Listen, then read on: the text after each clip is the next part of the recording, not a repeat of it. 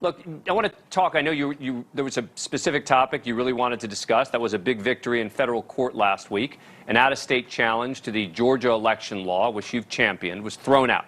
You called it, quote, a huge win for election integrity. So I want to ask you this. Considering your testimony that there was no election fraud in 2020, was this new law fixing a problem that didn't exist? No, the Election Integrity Act of 2021 really helped us shore up security and also confidence. We now have photo ID for all forms of voting. So our absentee voting now is still, no excuse absentee voting, but it's shored up with photo ID. That is something that they've been using in Minnesota for over 10 years now. They like it up in that state, what happens to be a blue state. We like it in Georgia because it's secure, and it also then shores up confidence.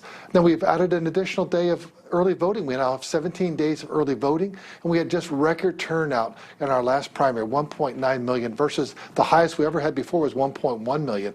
So you look at that increase. So we've increased accessibility, but also shored up security.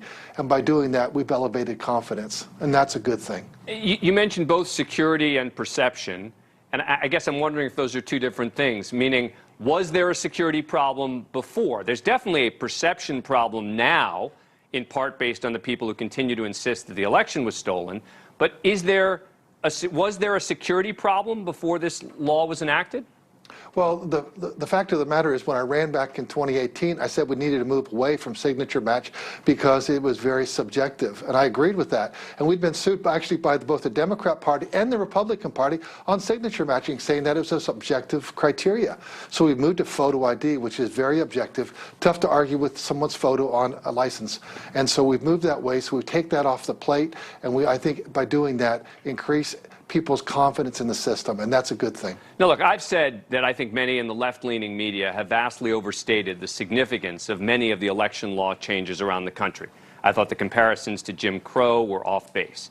A lot of the changes, as you point out, I think that have been made in various states are not that dissimilar from what other states' laws already have on the books. But here's the one piece that gets me in the Georgia law.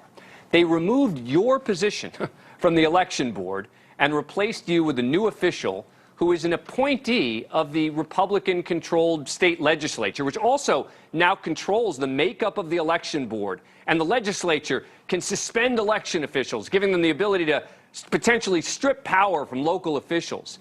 Doesn't it scare you that any partisan legislature, right or left, would have that kind of power in elections?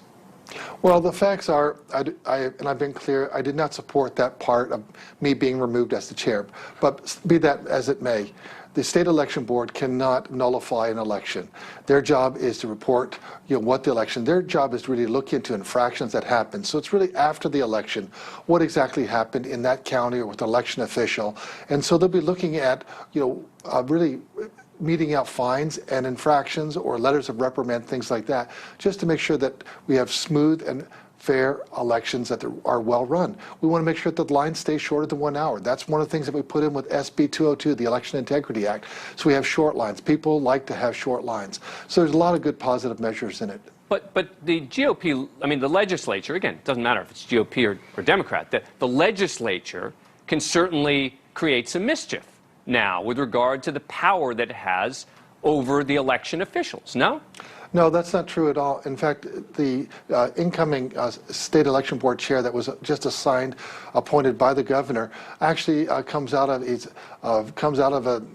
being a federal judge and a U.S. attorney, and so he doesn't lean left or right. His job is to look straight down the middle and to make sure that we're just calling balls and strikes. And so I have very confidence in his ability to do that. But the legislature can also suspend election officials, right?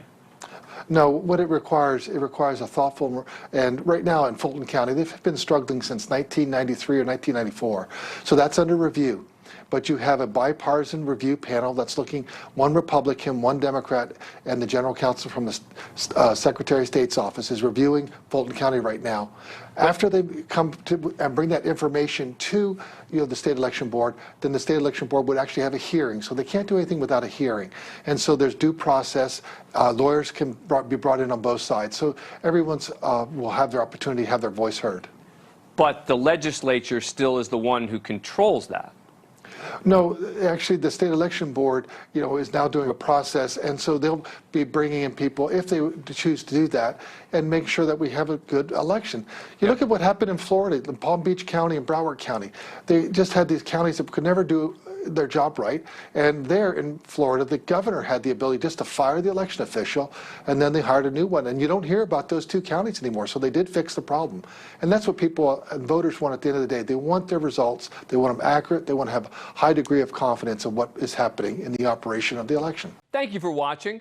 Go to NewsNationNow.com to find NewsNation on your cable provider.